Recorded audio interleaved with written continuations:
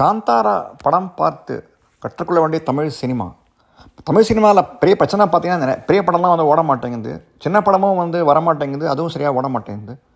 எல்லாம் பெரிய பெரிய படம்லாம் இதில் பார்த்தோம், எதுவுமே வந்து சரியாக செட் ஆகலை. நீங்கள் பார்த்தீங்கன்னா கூலி வந்து ஓடிச்சு, பட் எதிர்பார்த்தளவு ஓடல.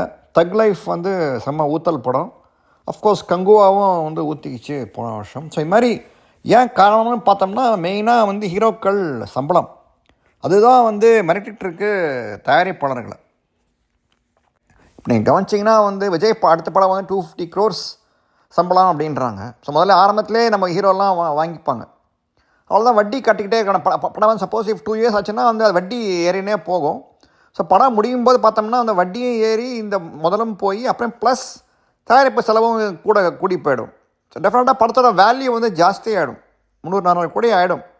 இப்படி காந்தாரா படம் பார்த்தீங்கன்னா வந்து மொத்த காஸ்ட்டே 125 கோடி தான் ஆயிருக்கு அப்படிங்கிறாங்க. ஹீரோவே வந்து என்ன பண்ணியிருக்காருன்னா வந்து ப்ராஃபிட் ஷேரிங் மோடில் போயிட்டார் அவர். ஸோ படம் ஓடிச்சுன்னா எனக்கு படம் வரணும் அப்படின்னு சொல்லிட்டு ப்ராஃபிட் நல்ல ஒரு விஷயத்த பண்ணிருக்காரு. சரி, பண்ணும்போது என்ன ஆகும்னு நீங்கள் பார்த்தீங்கன்னா வந்து ப்ரொடியூசருக்கு வந்து முதலே வந்து பணம் போட வேணாம் அவர் எடுத்த உடனே. ஸோ அதனால் வந்து ஹீரோ சம்பளம் வந்து தனியாக வரும், அப்புறமா வரும். ஸோ டெஃபினட்டாக வந்து ப்ரொடக்ஷன் காஸ்ட் வந்து குறையும். சப்போஸ் இப்போ 1 year ஆனால் படம் எடுத்தால் கூட பார்த்தீங்கன்னா ஒன்லி ப்ரொடக்ஷன் காஸ்ட் தான் வந்து கையில் இது ஆகுமே வழியே ஹீரோ சம்பளம் வந்து ஏறாது. உங்களுக்கு வந்து அந்த வட்டி வந்து உங்களுக்கு ப்ரொடியூசருக்கு வராது. ஸோ அந்த சாமர்த்தியமாக கரெக்டாக பண்ணியிருக்காங்க, நம்பி எடுத்துருக்காங்க. அவர் எடுத்த படம் சூப்பராக ஓடிட்டுருக்கு. ஸோ அட்லீஸ்ட் ஒரு 500 கோடி நெருங்குவோம் அப்படின்னு சொல்கிறாங்க வந்து கலெக்ஷன். அப்படி கரெக்ட் டெஃபினட்டாக மாதிரி பண்ணால் தான் தமிழ் சினிமா வந்து பிழைக்குன்னு தோணுது நமக்கு. இல்லாட்டி வந்து தமிழ் சினிமா டெஃபினட்டாக வந்து ஊத்தல் ரூட்டில் தான் போகும்.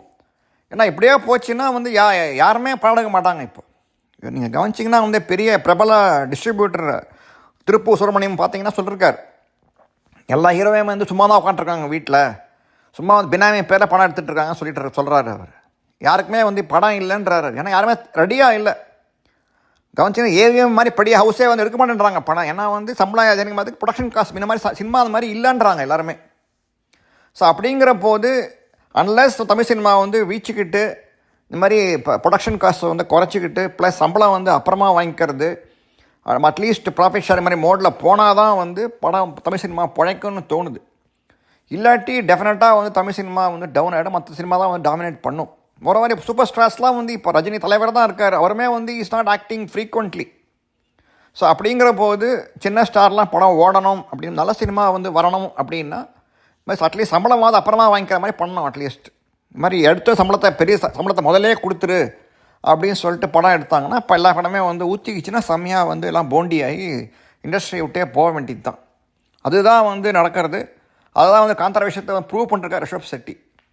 ஸோ ஒழுங்காக வந்து இது பண்ணி ஒன்லி படம் மாத்திரம் நான் படம் அப்புறம் சம்பளம் அப்புறமா வாங்கிக்கிறேன், படம் மாத்திரம் எடுத்து முடிங்கன்னு சொல்லி கரெக்டாக பண்ணியிருக்காரு அவர். நல்ல ஒரு முயற்சின்னு சொல்லலாம், நம்ம பாராட்டப்பட வேண்டிய விஷயம் இது.